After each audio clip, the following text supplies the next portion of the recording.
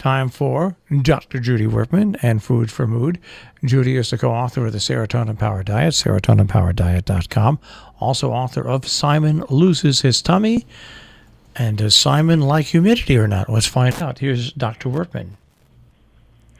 Good morning. Good morning. Good morning. Well, you see, here's what happens. It's humid, so you go to Starbucks and you sit inside in the air conditioning and you have a double latte, frappa, blizza, whatever. Or you go to the Sharon Ambulance Squad's breakfast this coming Sunday because it's air conditioned. Well, there's that, but That's true. but the point of going to Starbucks is exactly how caloric those lattes are. Well, it's a frappuccino, Jill. Let's be I'm sorry. accurate, which contains many more calories than probably a simple latte. But I'm sure anybody who's wandered past a Starbucks, and it's hard not to these days, no matter where you live, notice large advertisements for an afternoon drink, and the afternoon drinks have the display has mouth-watering pictures of not just drinks like lemonade or iced tea, but something called a caramel, an ultra caramel frappuccino or a triple mocha frappuccino.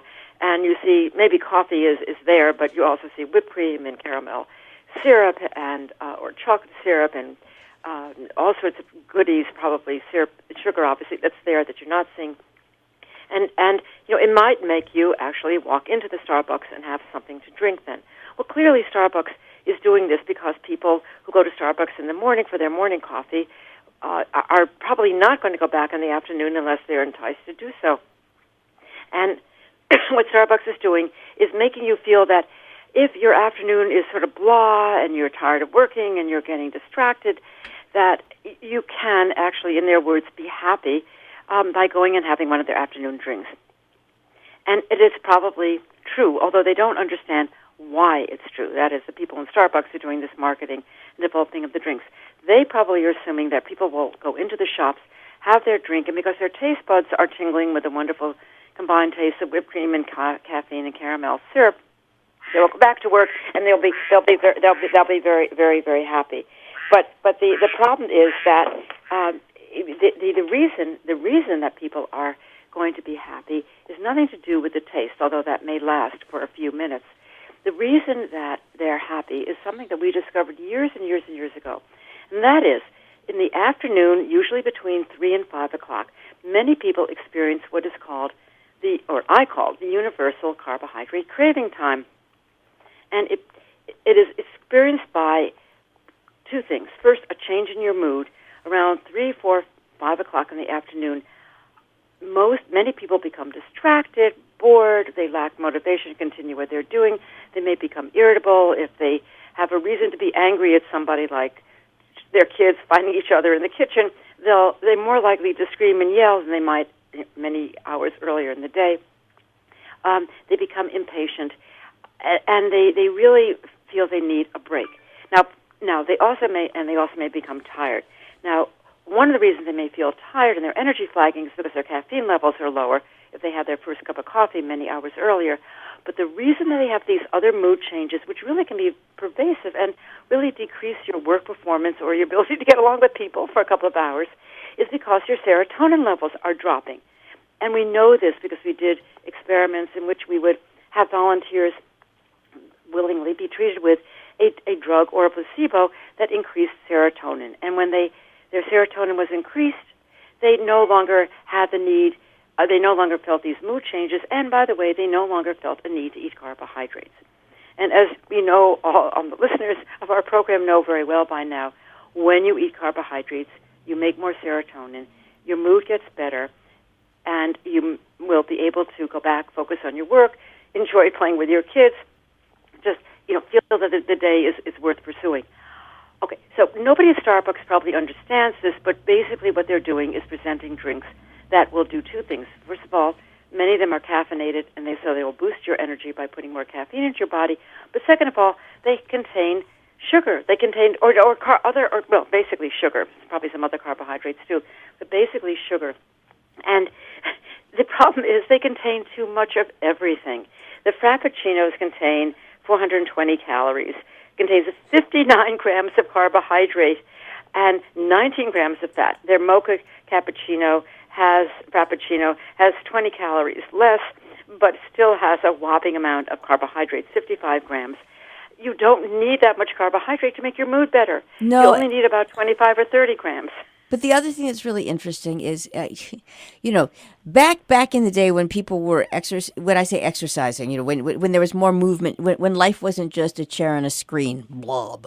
Right. Where the afternoon pick me up, you'd go out for a coffee or depending on where you were, and if you do a more European thing, you'd have tea. So that's fine. And you have you don't have to have an entire cake. You could have a small piece of, and then a little cookie. Right. Yeah. And there's nothing wrong at any level with that. I think, though, that what people don't realize at this juncture is that Frappuccino pick-me-up is a whole cake. It's not a cookie. Yes, exactly. And there's such a massive disconnect when it comes to what people are doing and putting in their bodies based on what they've been advertised or what they've seen. I forget that. That's a long, long story. But right. At the very least, let's create a little trigger that goes, wow, of course I need a pick-me-up, but what am I... You can get it with an iced coffee and perhaps you can really get it with iced coffee and a biscotti, for example, or their biscottis are gigantic, with half a biscotti. Right. That would be sufficient. Or their iced tea or their or lemonade also has the amount of carbohydrates you need without any of the fat. But you're absolutely right, Jill. Why do we go from a perfectly acceptable biological need? Your serotonin levels are dropping, your energy levels are dropping, you need to pick me up. People have been doing this for centuries. I mean, the English afternoon tea is an example of that. And go into, as you say, something that is so high in calories and so high in fat that it's going to push the scale a little higher after a few weeks of doing this. To make money? It's crazy. To make money is the end. Starbucks should be more responsible, frankly, than give people the temptation to eat a meal's worth, really a lunch's worth, of calories in an afternoon drink. I understand, but in fairness, and it's just this goes back to most people know that there is sufficient food grown on this planet to completely eradicate hunger. There shouldn't be a hungry person. But that's right. Yeah, but sadly, there's a distribution problem. So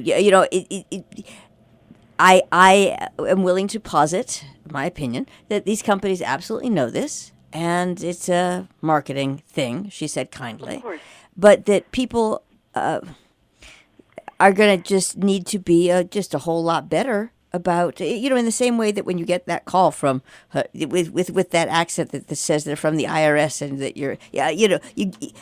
people are going to have to be better about food scams and calorie scams in the same way that they are or should be about. That's a brilliant description. It is a calorie scam because again, it identifies a real need. It's a biochemical, biological need. Your serotonin really does drop, and women have it more than men in the late afternoon, and people really do find themselves unable to work at the same level they might have earlier in the day or really in the evening. It's real. But why do you have to deal with it by giving people a remedy that is really going to cause another problem, and that problem is weight gain? Yep. And it's pretty, if people could break that down for themselves, like, by all means, you need that. Sometimes I have a little bit of grapefruit juice, yummy, fresh. But different people need different things to kind of reactivate that. That should be, no pun intended, that should be catered to. But it doesn't have to be. It's like you would no more go and buy an entire Black Forest cake and eat it between, in your coffee break or tea than you would. And so it's just understanding. And ironically, because you want the remedy fast. I mean, after all, your boss isn't going to wait for an hour and a half before you're willing to go back and continue writing that, tedious report that he wanted an hour ago. The problem when you have a lot of fat is that the the mood soothing effect of the carbohydrate and even the caffeine are really going to be stuck there in your stomach or in your intestinal tract, because that fat's going to clog it up and take a long, long time to be digested and get into your bloodstream. So you may be home already before you feel the soothing effects of that frappuccino that you had at 4 o'clock in the afternoon. So that's the other. Starbucks, I hope you're listening, because you really should engineer these drinks better. Thank you very much, Dr. Judy Wurtman. Right. Thank you. Bye.